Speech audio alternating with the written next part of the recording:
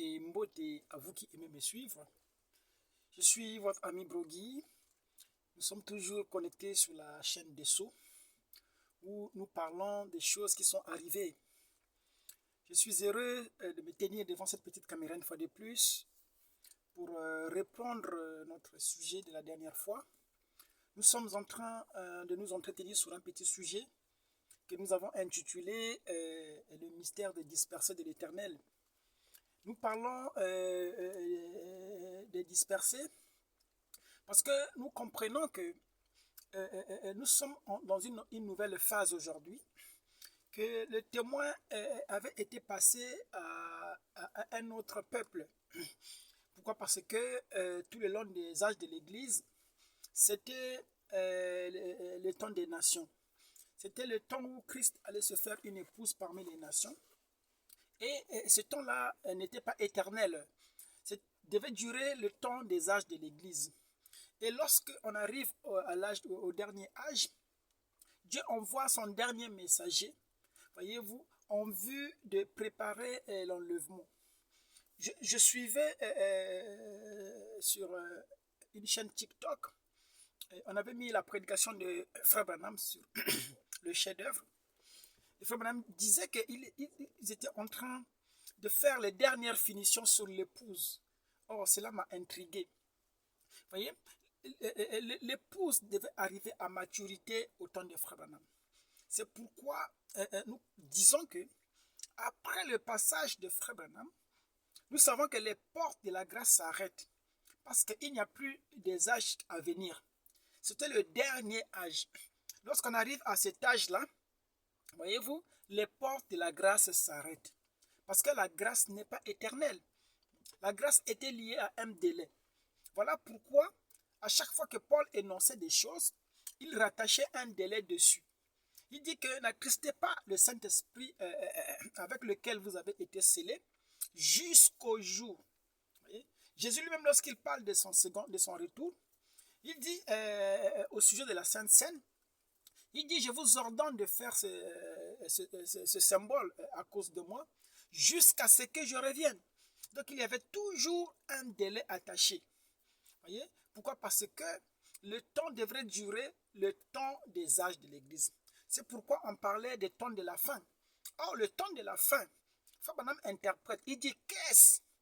Il dit dans les sceaux que le temps de la fin, c'est le temps où les sceaux sont révélés. Il dit que l'ouverture des sceaux, c'est ça qui marque le temps de la fin, qui met fin au temps. Vous voyez? C'est pourquoi, avant, voyez-vous, qu'on arrive à la fermeture de la dispensation des nations, Branham déclarait que lui croyait qu'il avait quelque chose. Il s'est référé à Paul. Il dit que Paul, c'était lui qui avait remis le témoin aux gens des nations. Voyez? Il dit que lui, à son tour, Branham, il croyait qu'il avait quelque chose à faire pour ramener Israël au Seigneur, pour transmettre le témoin à Israël. Et ce témoin a été transmis. Vous voyez, nous avons parcouru les âges de l'Église, nous sommes arrivés dans la brèche, nous avons démontré effectivement comment le témoin devrait être transmis. Nous avons dit que ce jour-là, Branham languissait, il voulait aller à Tel Aviv pour aller transmettre le témoin. Vous voyez? Et lorsqu'il est arrivé en Égypte, voyez, la voix lui a dit, tiens-toi loin de la Palestine. Et il s'est souvenu que dans les types, Joseph n'est pas allé en Palestine pour rencontrer ses frères. Joseph rencontra ses frères en Égypte. Voyez? Et lorsque la femme de Joseph est entrée dans l'enlèvement, Joseph est venu maintenant pour se révéler à ses frères. Il s'est présenté devant eux, mais Joseph était toujours habillé en tunique égyptienne. Il avait sa barbe rasée, il avait une calvitie, voilà,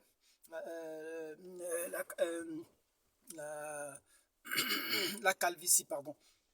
Voilà. Joseph avait la calvitie et ses frères devaient reconnaître Joseph par rapport à ses œuvres. Vous voyez?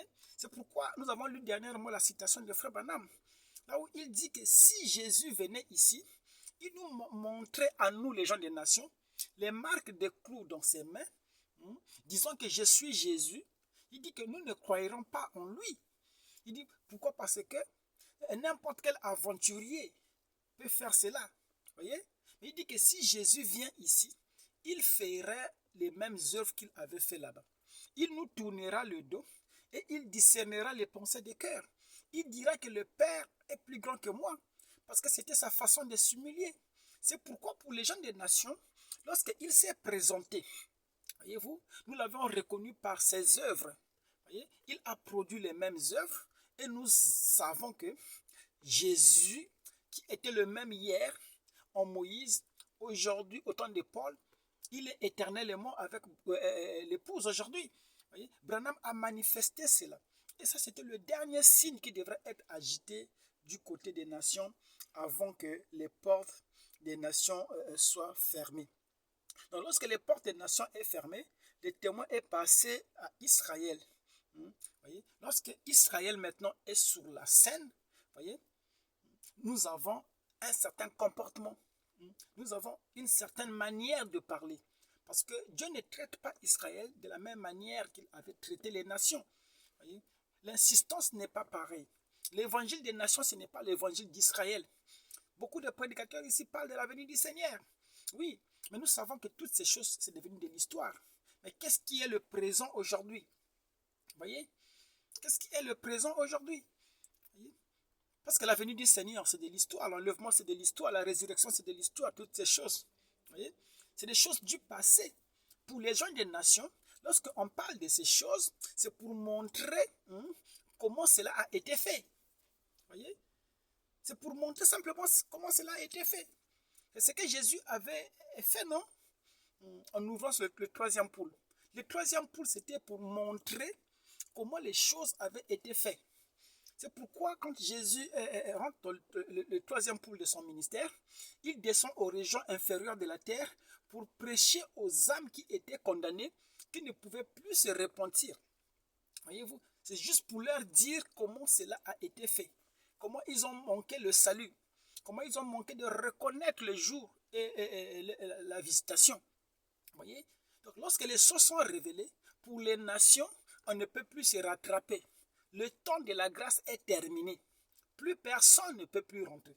Voilà pourquoi Frère Branham disait que urgez-vous mes amis, il se pourrait que ce soit aujourd'hui où la porte de la grâce sera fermée. Mais nous savons que la grâce était symbolisée par un homme. Parce que la Bible disait qu'il n'y a qu'un seul intercesseur entre Dieu et les hommes, c'est la personne de Jésus-Christ homme. Jésus a exercé l'intercession à travers les messagers. Donc, Branham était le dernier messager sur la terre. C'est lui qui représentait la grâce. Une fois Branham retiré sur la terre, voyez-vous, la grâce disparaît. C'est pourquoi il fallait entrer au temps de Branham. Parce que Branham, c'était lui qui était la porte. Il fallait passer par lui. C'est lui qui était la grâce qui coulait encore. Mais une fois que le messager est parti, nous avons vu que même lors de son décès, voyez-vous qu'il y avait eu un signe dans le ciel. Le soleil s'était obscurci. Voyez-vous, il y avait des ténèbres pour montrer qu'il n'y avait plus de lumière, qu'il n'y avait plus de salut. C'est pourquoi, où te cacheras-tu, ami pécheur, lorsqu'on révèle les sceaux? Lorsqu'on révèle les sceaux, ne venez plus à l'autel. On ne fait plus l'appel à l'autel. Voyez-vous? Pourquoi? Parce que ceux qui sont restés, ils ont manqué l'enlèvement. Voyez-vous? Pourquoi nous parlons de ceux-là qui sont dans la maison. C'est ça l'ouverture des sceaux. Nous expliquons comment cela s'est passé. C'est pourquoi tout ça, lorsque nous parlons pour les nations, c'est l'histoire que nous répétons. Nous leur montrons comment l'histoire s'est déroulée. Parce que pour les nations, il n'y a plus de futur. Il n'y a rien qui puisse arriver chez les nations en dehors de la désolation, des grincements des dents, des ténèbres du dehors. C'est ce que nous ne cessons de dire. Voyez? Et nous disons que le témoin avait été passé à un peuple. Ce peuple-là, ce sont les dispersés. Voyez-vous? Nous avons compris en étudiant profondément la parole que le peuple dispersé, et donc il s'agit de la Bible, parce que la Bible nous donne le contexte dans lequel Israël va se retrouver au temps de la fin. Parce que Branham croyait que c'est lui qui devrait ramener Israël au Seigneur, qui devrait passer le témoin à Israël. C'est que le peuple Israël existe quelque part. Voyez-vous? Mais ce peuple, la Bible a défini dans quel contexte, quelle est la situation géographique de ce peuple au temps de la fin. Vous verrez cela dans Sophonie 3.10. Il dit que ça sera au-delà des fleuves de couche que les dispersés de l'Éternel, ses adorateurs, lui apporteront des offrandes. Ça ne serait pas en Palestine, ça ne serait pas à Canaan, ça sera au-delà des fleuves de couche. Ésaïe 11.11 aussi a repris cela pour dire que l'Éternel étendra de nouveau sa main pour rassembler Israël dispersé, non pas à Canaan, mais dispersé en Éthiopie, voyez, à Élam, à Batros et dans les îles de la mer. C'est là la situation géographique où on trouve Israël. Israël n'est pas à Canaan. Ce n'est pas à Canaan que Joseph va se révéler à eux. Nous avons montré cela dans les types et dans les faits aussi, comment Joseph rencontre ses frères. Nous avons avancé pour montrer que lorsque Joseph, qui est le type de Christ, lorsque Christ, parce que Christ, lorsqu'il vient dans les sceaux, Branham dit, n'est-ce pas elle l'épouse? Lorsqu'on parle de Christ, il s'agit du nouveau chef-d'œuvre. Christ, l'Esprit qui était Oméga, il avait accompli l'Ancien Testament. Alors le Christ qui est l'Alpha, c'est-à-dire l'épouse, c'est ça le chef-d'œuvre qui accomplit le Nouveau Testament. Toutes les promesses du Nouveau Testament sont accomplies par l'Oméga, qui est le chef-d'œuvre de Dieu aujourd'hui, qu'on appelle l'épouse. Lorsque nous parlons de Christ, nous ne voyons pas Jésus de Nazareth. Nous avons précisé que Jésus qui chevauchait dans les âges, qui marchait sous les chandeliers, il avait la ceinture sur la poitrine pour symboliser que ce n'était pas un homme, parce que l'homme ne porte pas la ceinture sur la poitrine. Celle qui porte la ceinture sur la poitrine, c'est ça l'épouse. Parce que l'épouse est lui, l'épouse est chair de sa chair, esprit de son esprit. Donc, lorsque nous parlons de Christ au temps de la fin, oubliez Jésus de Nazareth. Nous parlons de l'épouse. Donc, lorsque nous disons que à la fin des temps, Christ va se révéler à Israël, c'est l'épouse qui va vers Israël. C'est l'épouse qui transmet le témoin. C'est l'épouse qui accomplit cela. Alors, comment l'épouse accomplit-elle cela? Voyez? Nous avons dit que lorsqu'on arrive avec Israël à changer de phase, il y a une grande prophétie qui est donnée dans le Branham Tabernacle. Pourquoi? Parce que nous voyons que dans la préfiguration, nous en avons parlé longuement, que Jésus, pour préfigurer cela, il a amené les 144 000 avec lui sur la montagne, représentés dans les trois personnes qui étaient Pierre, Jean et Jacques. Voyez, c'est alors qu'il y a eu Élie et Moïse qui lui sont apparus. Et Jésus interagissait avec Élie et Moïse. C'est en cela que Pierre, voyez-vous, est venu pour donner sa proposition. Pierre voulait construire une tente pour Moïse, une autre pour Élie et une tente pour Christ. Voyez, selon cette conception, il fallait que Élie soit dans une tente. Or, nous savons que la tente, c'est un corps. Voyez, pour Pierre, il voyait trois personnes, voyez-vous, Élie, Moïse et Christ séparément. Or, nous avons dit que ce n'est pas la manière de Dieu de faire, d'utiliser des prophètes majeurs au même moment. C'est pourquoi Pierre, cette conception devrait se dissiper. Une nuée est apparue à Pierre, et plutôt une nuée est apparue sur la montagne et a couvert, voyez-vous, Jésus, Moïse et Élie, et la voix a résonné. Celui-ci est mon fils, bien-aimé, écoutez-le. Il n'a pas dit ceci, celui-ci. Donc Élie et Moïse s'est retrouvés en Christ. Voyez, et il fallait l'écouter. C'est pourquoi lorsqu'on arrive dans cette configuration du temps de la fin, où les portes des nations sont enfin fermées, alors nous voyons cette grande prophétie majeure de cette femme au Branham Tabernacle qui parle de l'esprit d'Élie, de Moïse et de Christ en œuvre dans ce tabernacle. Branham interprète cela pour dire que cela s'est accompli de façon parfaite. Or, nous savons que lorsqu'on fait référence à l'esprit d'Élie et de Moïse, voyez-vous, cela se réfère à Apocalypse 11, où on parle des deux témoins. Les deux témoins, ce sont ceux-là qui vont pour rassembler Israël à travers les trompettes. Voyez-vous? Parce que nous savons qu'Israël se regroupe à travers les trompettes. Lorsque les trompettes sonnent, voyez-vous, parce que toutes les trompettes ont sonné dans le sixième sceau. Sachant que le sixième sceau, c'est le sceau de la purification. Voyez-vous, lorsque les trompettes sonnent, c'est pour qu'Israël se rassemble. Israël se rassemble, c'est pour écouter le discours du Messie. C'est pour que le Messie se révèle à eux. Voyez, il fallait que Élie et Moïse. Nous avons aussi expliqué pourquoi Moïse. Que symbolisait Moïse? Que symbolisait Élie? Pourquoi Élie et Moïse devraient interagir pour Israël? Pourquoi Élie et Moïse? Voyez? Et nous avons montré que Élie c'était le type de prophète de la restauration. Moïse c'était la loi. Pourquoi? Parce que lorsque Israël est restauré, Israël est régi par Élie, est régi par Moïse. Israël a une constitution qui est la loi de Moïse. Parce qu'il avait dit, souvenez-vous de la loi de Moïse, mon serviteur, qu'elle j'ai prescrit en Horeb des ordonnances pour tout Israël. Voyez? Donc Israël, lorsque Dieu appelle Israël, il appelle à travers Élie, à travers Moïse. Voyez? Pourquoi? Parce qu'Israël est traité différemment. Israël a le témoignage de Dieu. Voyez-vous? L'épouse, c'est le témoignage de Christ. Voyez? Donc lorsque Israël apparaît, voyez, il y a la loi. C'est ça ce qu'on appelle la configuration de 144 000. Nous avons dit dernièrement que lorsqu'on parle de 144 000, il ne s'agit pas des individus 1, 2, 3, 4 jusqu'à 144 citoyens.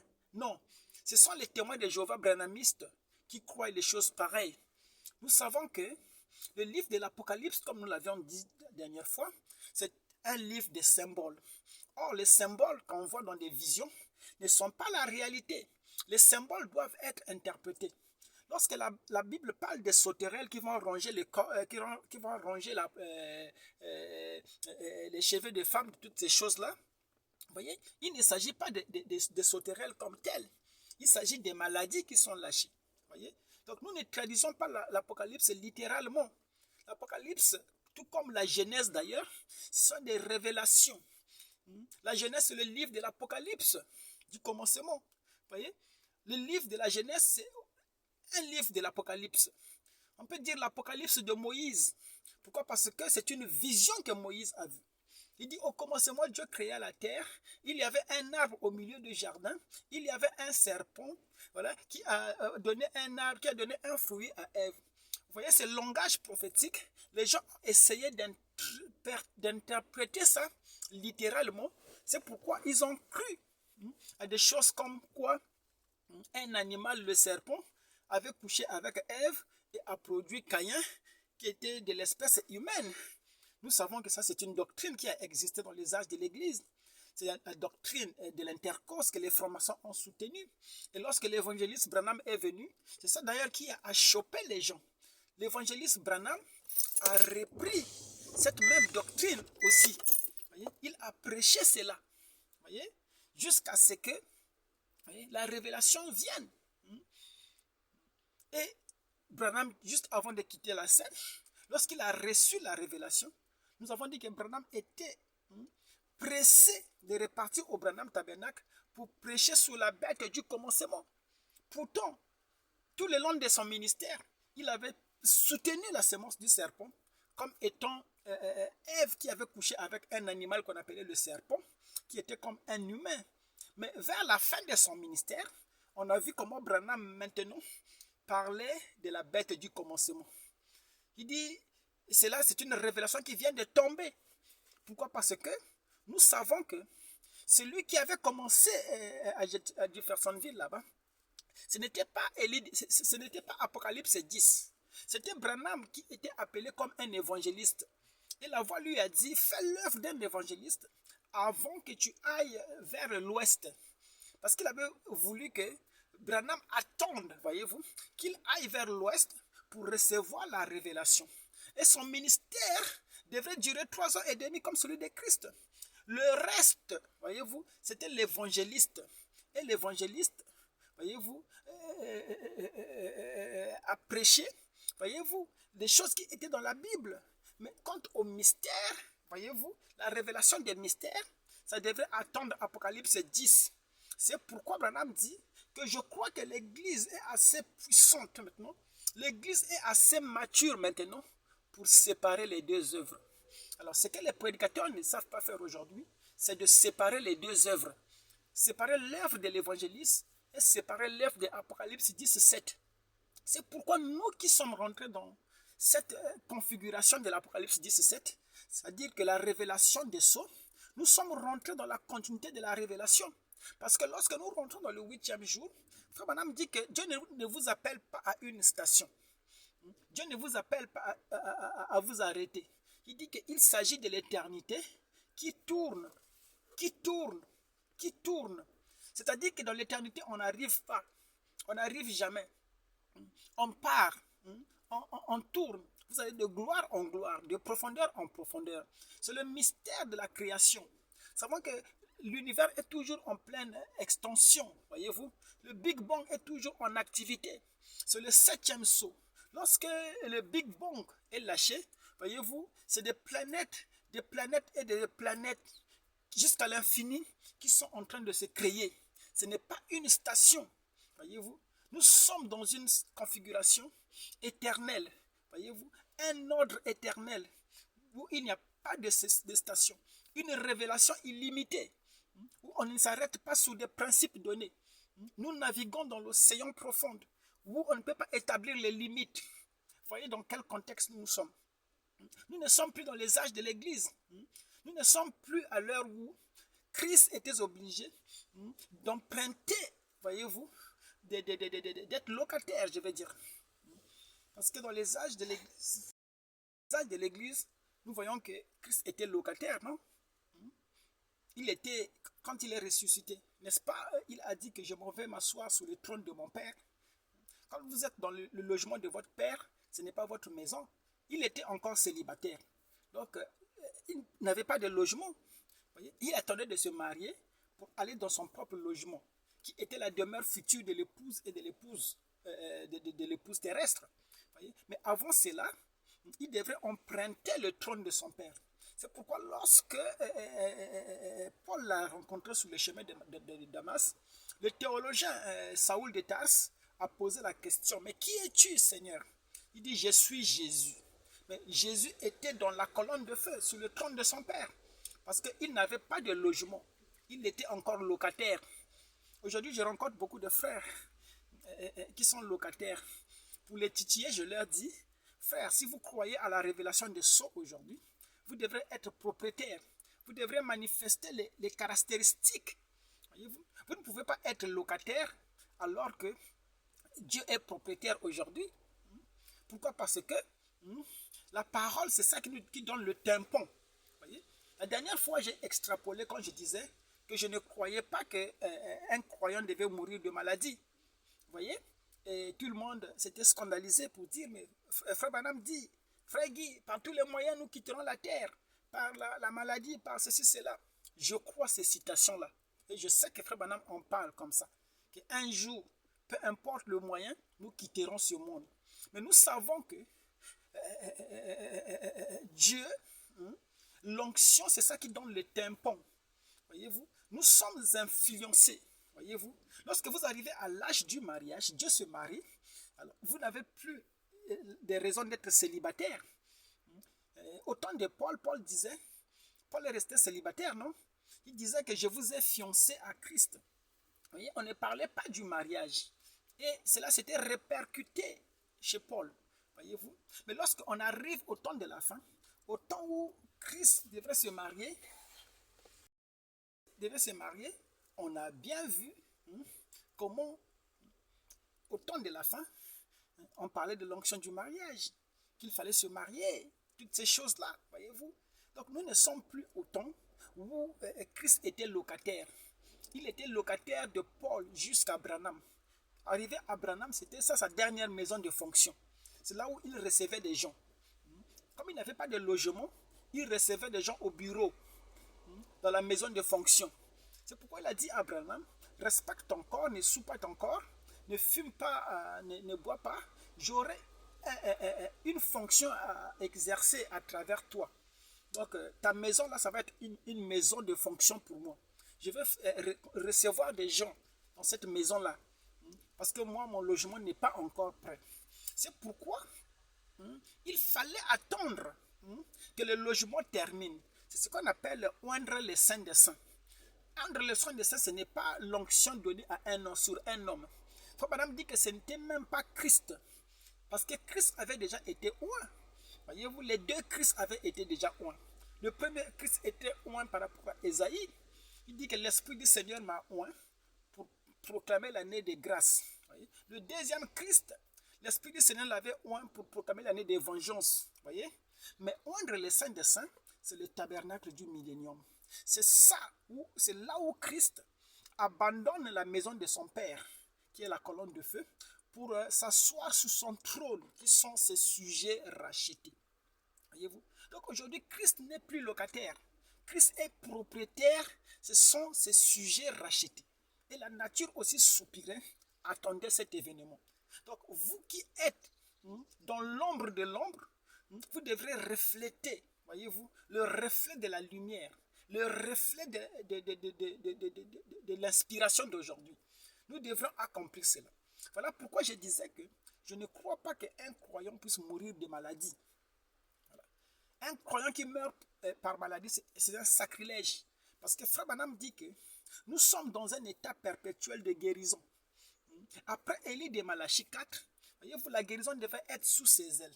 Frère Branham parle de la guérison de l'âme et de la guérison de la chair. Voyez? Il n'y a plus de raison pour que nous soyons malades. Parce que Frère Branham dit que toutes les bénédictions pour lesquelles Christ est mort sont placées sous la table.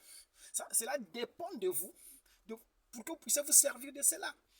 Aujourd'hui, vous pouvez avoir faim. La nourriture est sous la table. Tant que vous ne faites pas un effort pour vous servir, vous serez toujours affamé. Mais ce n'est pas la faute de la nourriture. La nourriture est dispo. C'est vous qui ne voulez pas vous servir. Aujourd'hui, toutes les possibilités sont sous la table. La guérison est sous la table. Voyez-vous, nous ne sommes plus au temps où il fallait lutter pour ces choses-là. Ces choses nous ont été données. Nous sommes propriétaires de ces choses-là. Maintenant, cela dépend de vous, de votre capacité à vous servir. C'est pourquoi nous disons que je ne crois pas, pendant que Dieu lui-même n'est plus locataire, que vous soyez locataire. Non, nous portons les marques en nous, voyez-vous, parce que l'ombre devait refléter la réalité, n'est-ce pas? Nous sommes l'ombre de l'ombre, non? Voilà. Bon, c'était juste pour vous titiller que j'ai dit ça. Alors, j'étais en train de parler de Christ. Voyez-vous, comment Christ, lorsqu'il vient, voyez, Christ, il est l'épouse. Comment l'épouse s'interagit avec les 144 000. Voyez-vous, nous avons montré comment les trompettes devraient sonner dans le 6e sceau. Comment les trompettes pour l'épouse étaient données de façon surnaturelle. Vous savez que lorsque Branham entre dans le monde des trompettes, il avait prêché les trompettes. Mais le problème, c'est qu'il avait prêché de façon surnaturelle. Lui-même ne se rendait pas compte. Voyez? Pourquoi? Parce que dans la parole, il y a des prédications surnaturelles. À l'instar, par exemple, des trompettes. Une prédication surnaturelle que Branham avait prêchée, dont lui-même n'en était pas conscient. Voyez? Jusqu'à ce que Dieu lui a dit, non, mais ne prêche plus sur les trompettes parce que tu l'as déjà fait de façon surnaturelle. Pourquoi? Parce que nous savons que ces choses-là qui tombent sur Israël sur le plan littéral, pour l'épouse ou pour l'église, cela est fait de façon ecclésiastique. Voyez-vous? C'est là où nous avons dit que les sceaux étaient donnés de façon surnaturelle à l'épouse. Et pour Israël, pour les Juifs, c'était de façon littérale. Ce qui s'est fait avec la révélation du 7e sceau. Ça a été donné de façon spirituelle pour l'épouse. Branham, qui était Apocalypse 10, 7, quand il prêche sur les sceaux, il dit que le sceau, c'est l'ordre d'un nouveau commencement. C'est l'ordre d'un nouveau monde. Voyez-vous, le sceau introduit le Big Bang. Le 7e sceau introduit le Big Bang. Voyez-vous qu'il y avait aussi un juif qui était à côté, qui était aussi un prophète, qu'on appelait Ashtan. Pour Ashtan, les sceaux, voyez-vous, il l'a capté de façon littérale. Et cela a produit l'énergie atomique. Voyez? Donc, sous Israël, sous Ashtan, c'était littéral, et pour l'épouse, c'était spirituel. C'est pourquoi l'épouse aujourd'hui est dans l'ordre de la nouvelle création. L'épouse est dans le nouveau Big Bang. Voyez-vous? Alors que Ashtan est dans l'application physique charnelle. C'est pourquoi nous avons dit que pour les 144 000, il dépendait d'Élie et de Moïse. C'était la loi et les prophètes. Voyez-vous, il s'agissait des choses naturelles. Voyez, il devrait être dans l'application littérale de toutes ces choses-là. C'est pourquoi Israël est dans l'application naturelle de la circoncision s'il faut être béni. Mais l'épouse, pour être bénie, doit être dans la circoncision spirituelle qui est le baptême du Saint-Esprit. Voyez-vous? Donc l'application pour les 144 000 est littérale. Voyez? Pour l'épouse, elle est spirituelle. C'est pourquoi l'épouse n'est pas bénie de la même manière qu'Israël. La bénédiction d'Israël est conditionnée par l'application de la loi. C'est pourquoi, lorsque le témoin est donné à Israël, nous ne prêchons plus comme Paul. Voyez? Nous revenons au protocole de Pierre. Voyez? Pourquoi? Parce que Pierre croyait à la loi et croyait aussi à la nouvelle alliance. Voyez? Parce qu'en tant que 144 000, si vous voulez être béni, si vous voulez vous identifier comme étant Israël, vous devrez entendre l'esprit de Moïse, vous devez être influencé par Élie. C'est pourquoi les deux prophètes d'ailleurs apparaissent pour Israël. Voyez-vous? Pourquoi? Parce que lorsque Christ va se révéler à Israël, il montre les marques des clous dans ses mains. Branham interprète que les marques des clous, ce sont les dogmes et les traditions. Ce n'est pas de cette façon qu'il devrait venir pour l'épouse. Pour l'épouse, lorsqu'il vient, il n'y a pas de marques de clous à montrer. Pourquoi? Parce que l'épouse est dans la parole qui est pure. L'épouse est dans la sémence, une parole sans mélange, une parole sans dogme ni credo. Voyez-vous? L'épouse est dans l'ordre de la prédestination. C'est de ces choses-là que nous parlons. Voyez-vous? Christ aujourd'hui, l'épouse, autrement dit, qui interagit avec les 144 000. Comment les trompettes interagissent avec les sceaux. Et vous savez qu'ici, ce n'est plus, n'est pas fumé, ce n'est plus, oh non, les cheveux longs, ce n'est plus, oh, les longues jupes, non. Ici, c'est l'algèbre. Je pense que, chose que j'ai dit, c'est destiné à un peuple, destiné à des gens qui ont cette profondeur de comprendre ces choses. Nous ne sommes plus, on ne fume plus, ne boit pas, toutes ces choses de la basse-cour. Ces choses-là étaient bien pour les gens des nations. Voyez? Mais pour nous, voyez-vous, nous croyons au-delà de toutes ces choses. Nous rentrons dans l'algèbre, les mathématiques appliquées. Voyez? Donc, nous sommes toujours en train de parler des mystères des dispersés. J'ai dit tout ça en guise d'introduction pour montrer pourquoi l'insistance aujourd'hui est donnée sur ce peuple-là, les dispersés. Parce que c'est le peuple qui a reçu le témoin. Voyez? Parler aujourd'hui du Fils de l'homme, c'est bien. Parler de Luc 17:30, c'est bien. Parler du retour du Seigneur, parler de l'enlèvement, de la résurrection. Tout ça, nous avons dit que ce sont les choses des nations. Les choses qui se sont produites dans la nuit. Ces choses-là, c'est de l'histoire. Voyez-vous? Ces choses-là traduisent le troisième pôle pour les condamnés qui sont les nations. Donc nous leur montrons comment ces choses se sont faites sans pourtant qu'ils aient la possibilité de revenir en arrière. Pourquoi? Parce que lorsque Noé entrait dans l'arche, la porte fut fermée. Lorsque la pluie a commencé, ils ont commencé à jeûner, à frapper à la porte dehors. Personne ne pouvait ouvrir parce que la porte était fermée. Ainsi pour les nations aussi. Lorsque les sceaux sont révélés, c'est le signe qui montre que la grâce n'est plus. Ceux qui n'ont pas, sont pas allés avec l'église dans l'enlèvement, ils sont dans la tribulation. Ils sont en train de chercher de l'huile. C'est pourquoi nous voyons les veillées de prière, non? Nous voyons les campagnes d'évangélisation partout. Pourquoi ces gens font toutes ces choses? Pourquoi ces gens crient? Ils prient, mais ils ne reçoivent rien. Parce que Christ a quitté le trône de la médiation. Voyez? Pour eux, il n'y a plus de salut. Voyez-vous? Le temps des nations est terminé. Alors, j'invite les prédicateurs aujourd'hui à laisser les choses des nations pour rentrer dans l'actualité, qui est le témoin qui a été remis à un peuple. Comment Dieu est en train d'interagir avec un peuple. Vous voyez que ce soit sous le monde politique, le monde culturel. Voyez-vous, aujourd'hui, on parle du réveil de l'Afrique. On parle d'un peuple qui doit se réveiller. Sur tous les plans, on parle de l'Afrique. C'est le réveil de l'Afrique. La politique est en ébullition aujourd'hui. La culture aussi en ébullition aujourd'hui. Il faut quitter la religion. Il faut quitter, voyez-vous, les âges de l'Église pour rentrer dans la vraie spiritualité des Juifs, la vraie spiritualité des Hébreux. Voyez-vous, c'est ça l'insistance d'aujourd'hui. Donc aujourd'hui, je voulais lire un verset de la Bible pour montrer effectivement l'impact du troisième pôle dans la vie naturelle. Pourquoi? Parce que comme j'ai donné ces fondements, vous avez compris que les trompettes qui sont données sous le plan littéral, voyez, pour l'épouse, elle est spirituelle.